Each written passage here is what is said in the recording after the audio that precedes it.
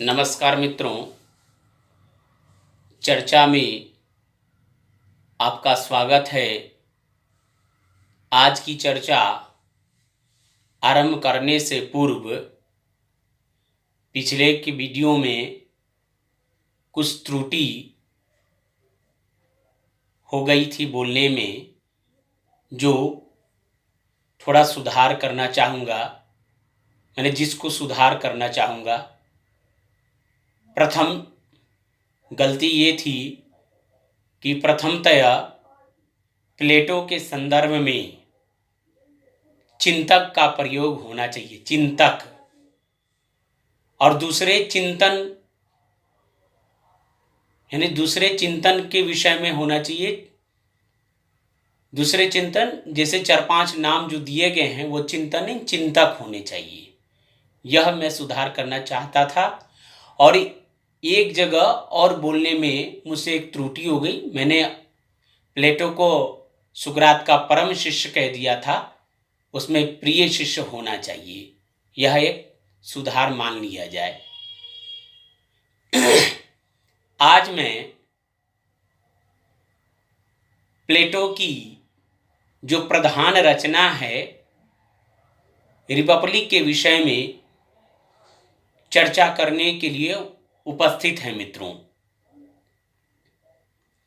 दुनिया में बहुत कम ही ऐसे विद्वान होंगे जो अपने कृति या अपनी रचना के माध्यम से प्रसिद्ध हुए हैं। उन्हीं विद्वानों में प्लेटो एक हैं, जिनकी प्रधान रचना प्लेटो है, रिपब्लिक है, जिसमें उन्होंने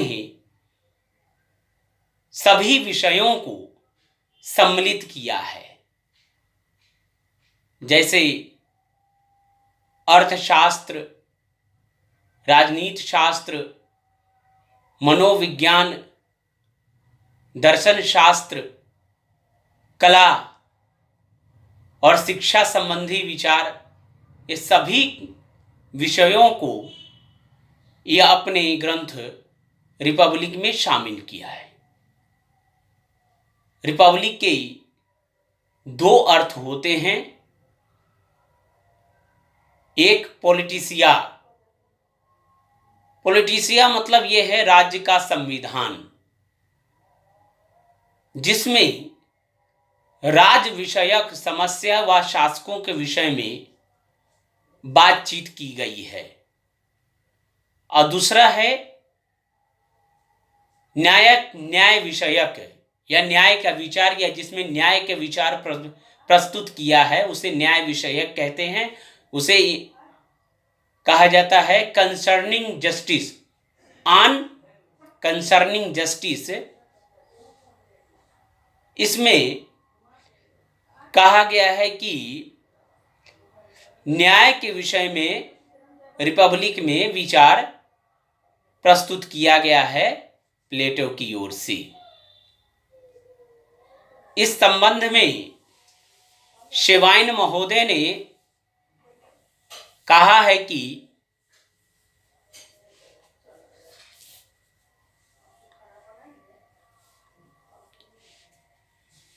इसीलिए रिपब्लिक एक प्रकार का ग्रंथ नहीं है। कहने का तात्पर्य यह है कि जिस प्रकार अभी मैंने थोड़ी देर पहले यह बात की कि रिपब्लिक में हर प्रकार के विषयों के विषय में चर्चा की गई है, तो ये कहते हैं कि इसीलिए रिपब्लिक एक विषय नहीं है, माने एक विषय का ग्रंथ नहीं है रिपब्लिक। यह न राजनीति है, न आचरण का, माने न ये राजनीति का व्यक्तिगत विज्ञान है, न ही आचरण शास्त्र का व्यक्तिगत विज्ञान है, ग्रंथ है। ना ही वह राजनीति शास्त्र का ग्रंथ है, ना ही आचरण शास्त्र का, ना ही अर्थशास्त्र, और ना ही ऐसा ग्रंथ है कि केवल इसमें अर्थशास्त्र का ही वर्णन किया गया है, ना मनोविज्ञान, ना ही मनोविज्ञान के विषय में ही प्रमुख बात कही गई है। यद्यपि इसमें सभी सम्मिलित हैं, इसमें सभी सम्मिलित हैं, जैसे राजनीति शास्त्र, मनोविज्ञान, अर्थशास्त्र, कला, इनमें सबसे, अब अंत में कहता विद्वान, इनमें सबसे कुछ अधिक है। मैंने कुल मिलाकर इन विषयों को सम्मिलित करने के पश्चात भी कुछ अधिक है, क्योंकि कला तथा शिक्षा और दर्शन शास्त्र को भी इससे बाहर नहीं रहने दिया गया है। कला, शिक्षा और दर्शन शास्त्र को भी बाहर नहीं रहने दिया गया। कहने का मतलब है कि मनुष्य से संबंधित सारे विषय को इसमें समाहित करने की कोशिश की गई है। कहने का तात्पर्य है कि रिपब्लिक में मनुष्य से संबंधित सारे विषयों को या सारे विषयों पर चर्चा करने की कोशिश की गई है या विस्तृत चर्चा की गई है। और इस संबंध में नेटलशिप ने कहा है,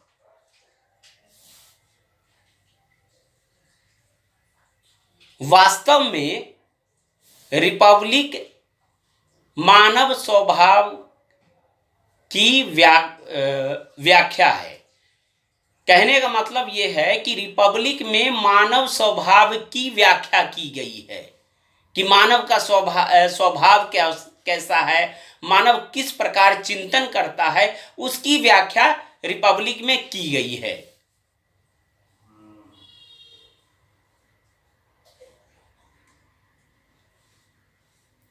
इसके आधारभूत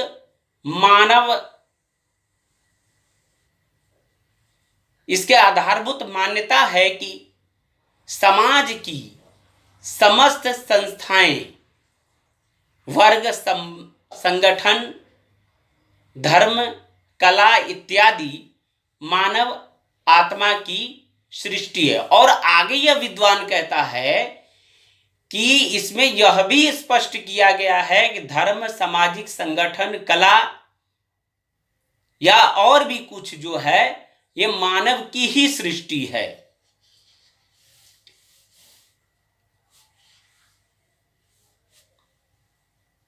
मैंने मानव आत्मा की ही सृष्टि, माने मानव ने ही बनाया है।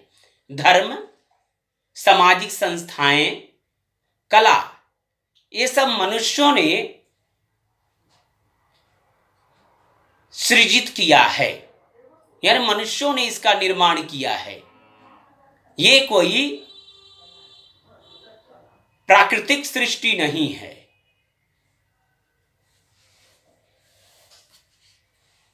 ऐसा लेखक का कहना है। रिपब्लिक में विभिन्न विषयों पर या विभिन्न प्रश्नों का उत्तर देने का प्रयास किया गया है, जो इस प्रकार है। श्रेय विषयक, श्रेय क्या है?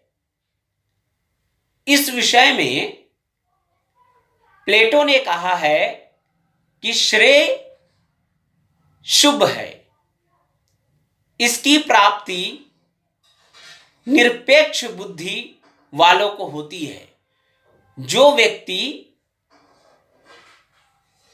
जिस व्यक्ति को निरपेक्ष ज्ञान की प्राप्ति हो गई हो, ऐसे व्यक्ति को इस प्रकार के शुभ की प्राप्ति होती है और इसके माध्यम से समाज में अपना कल्याण का कार्य करता है। आगे ये भी कहा है कि निरपेक्ष बुद्धि का लाभ तभी मिल पाएगा जबकि समाज इसके लायक हो। माने समाज में हर प्रकार के व्यक्ति अपने स्वभाव के अनुसार एक दूसरे से व्यवहार करे, जिसका जिक्र प्लेटो ने किया है।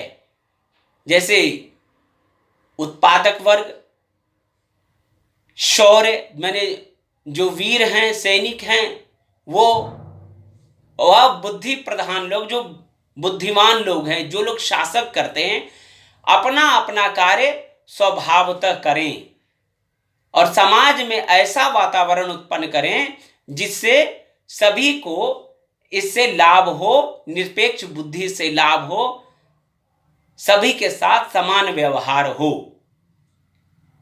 न्याय का सिद्धांत, इस संबंध में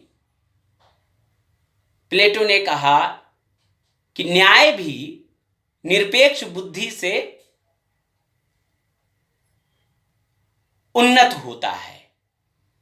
यानी न्याय एक शाश्वत है और इसको लागू करने का कार्य जो निरपेक्ष बुद्धि के लोग हैं, जिनकी बुद्धि निरपेक्ष है, स्वार्थ से परे है,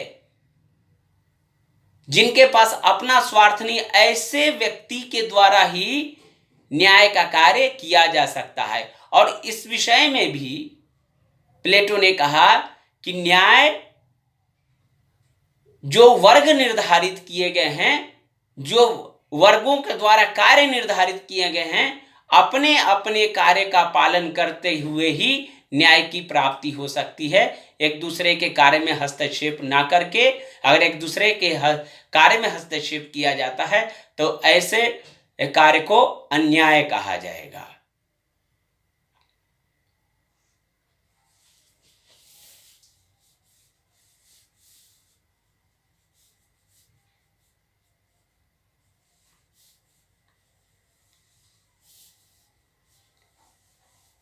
एक आदर्श व्यवस्था, आदर्श व्यवस्था क्या है? ऐसी व्यवस्था जो समाज को नियंत्रित करे, राज्य को नियंत्रित करे, ऐसी व्यवस्था को आदर्श व्यवस्था कहते हैं। आदर्श व्यवस्था वही, आदर्श व्यवस्था का निर्वाह वही शासक करते हैं जिनके पास निरपेक्ष बुद्धि हो,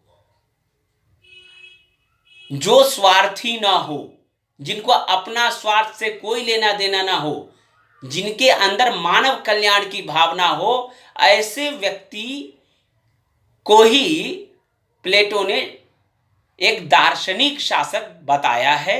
और दार्शनिक शासक जो है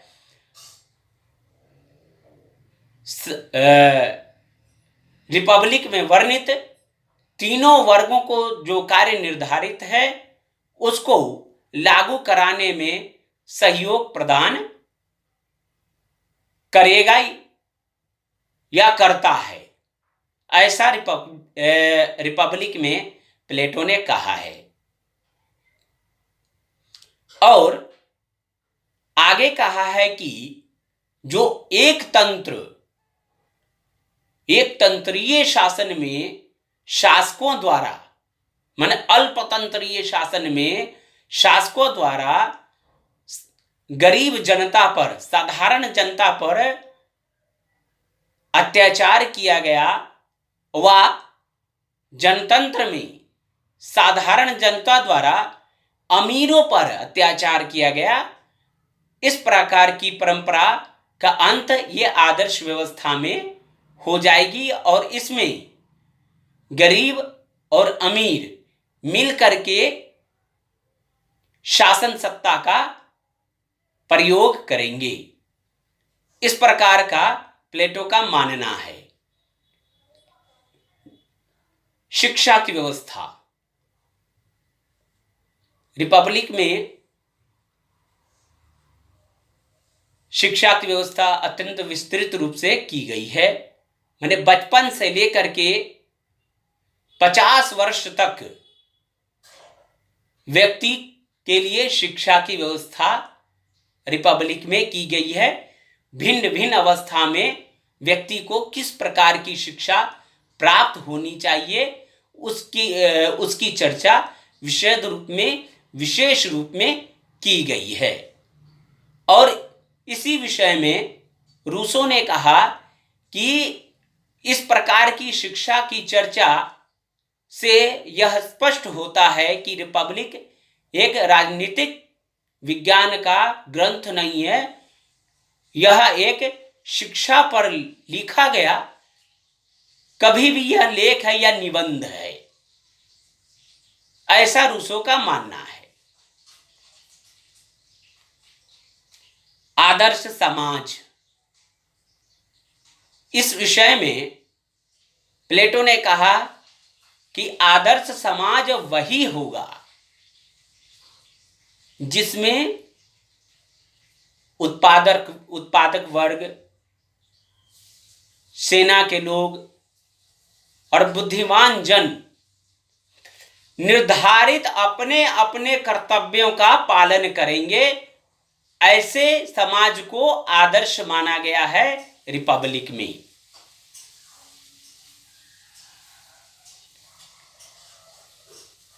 समान अर्थव्यवस्था, इस विषय में प्लेटो ने कहा कि ऐसी अर्थव्यवस्था हो जो स्वार्थ का उन्मूलन करे, स्वार्थ को खत्म कर दे। इस विषय में प्लेटो ने कहा कि परिवार विषयक संस्था का अंत कर दिया जाए, क्योंकि ये ऐसी संस्था है जिसके माध्यम से अधिक मात्रा में धन का संचय होता है, जो भ्रष्टाचार को जन्म देता है।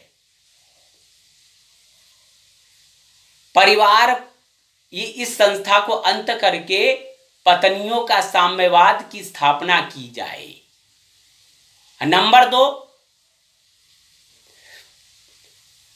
संपत्ति की समाप्ति व्यक्तिगत आधार पर खत्म कर दी जाए, माने व्यक्तिगत आधार पर संपत्ति की समाप्ति हो जाए।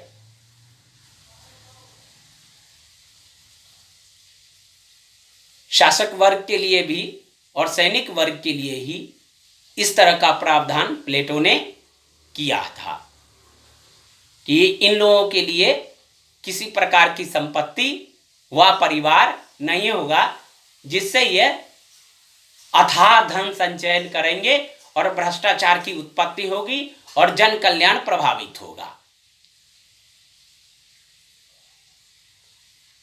इस प्रकार से रिपब्लिक के विषय में चर्चा समाप्त हुई। आगे के विषय पर चर्चा हम आगे के वीडियो में करेंगे, किंतु मित्रों, आपसे एक निवेदन है, एक गुजारिश है कि आप अपने इस चैनल को सब्सक्राइब करें, शेयर करें, लाइक करें और बेल आइकन को अवश्य दबाएं, ताकि आने वाले हर प्रकार के वीडियो या प्रत्येक वीडियो आपको प्राप्त होता रहे। बहुत बहुत धन्यवाद। नमस्कार।